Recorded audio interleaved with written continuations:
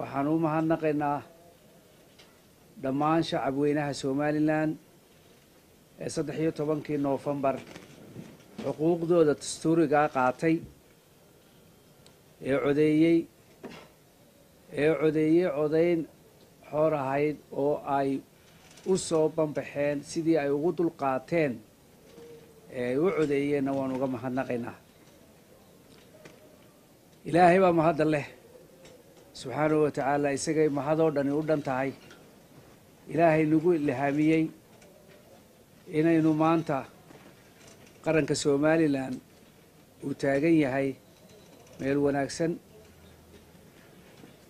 waxaan maanta iclaaminaynaa gudoomiye Cabdiraxmaan musharaxa xisbiga wadani iyo aniguba waxaanu ka soo baxnay shir noo socday 2 maalmood.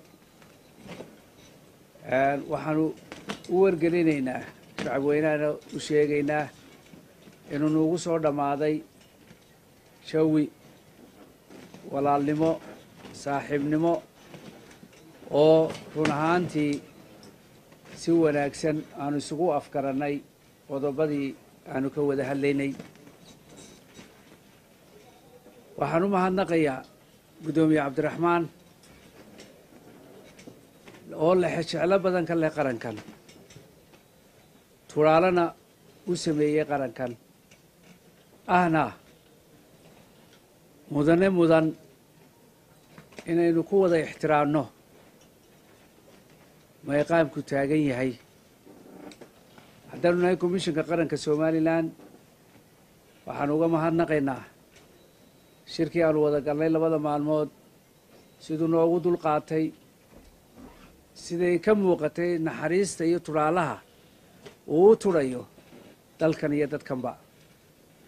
si degan waayo aragnimo leh ayuu Cabdiraxmaan gudoomiyaha murashax Cabdiraxmaan noola qaatay arrimihii aananu maxayda u falanqaynay go'aana ku gaadhnay. kow aan buuggii degmada Berbera ee ahaa codaynta, buuggii codaynta waanu ka shaafinay, waananu isla qaadanay, waananu ka heshiinay, waananu u sharaxnay, waanayna la qaateen gudoomiyaha iyo madaxdii qiimaha lahayd ee la socotayba. waxaanu kaloo ku heshiinay inay tirintii gobolka Maroodijeex khaas ahaan degmada Gabiley iyo degmada Hargeysa ay sidoodii u socdaan. taana waanu isla qaadanay, shaqadiina way noo soconaysaa. sidaasaananu dadweynaha iyo shacabkaba ku wargelinaynaa. waanad mahadsantihiin. gudoomiye kusoo dhow. والسلام يا دمان شعب الصوماليلاند waxaa ka warqabteen in xisbiga wadani uu sheegay shacabka in wada shaqayntii iyo muraaqabiintii ka joogtay ama howlwadeennadii ka joogay xisbiga komishanka qaranka ay joojiyeen, isagoo markaa tabanaya cabashooyin iyo codsiyo u soo gudbiyey komishanka qaranka inaan jawaab shaafiya laga siinin. saa daraaddeed komishanka waa wada hadlaynay 2 cisho soo socday. waanu mahadnaqaynaa runtii dulqaadka ay muujiyeen. waxaanu isla garannay oo ku soo gunaanadnay in la dhegaysto dalabyadii iyo codsiyadii xisbiga ee ku saabsanaa doorashada guud ahaan gobolka Maroodijeex, degmooyinka Gabiley iyo degmada Hargeysaba. dalab kaya ku saabsan gobolada kalena in qoraal ahaan aanu ku gudbinay إن شاء الله جوابنا أنا كسوق الدونا كوميشن كهدي لها كرديجو وهنسو سلقة لنا أنا سوء لأنه سلو سيوضو ثرادة جود قول كمرة الشح لبدا الدقمة ده كبيري الدقمة ده هرقيسبة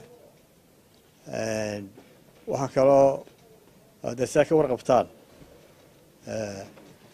أرنتا كسابسن بوجة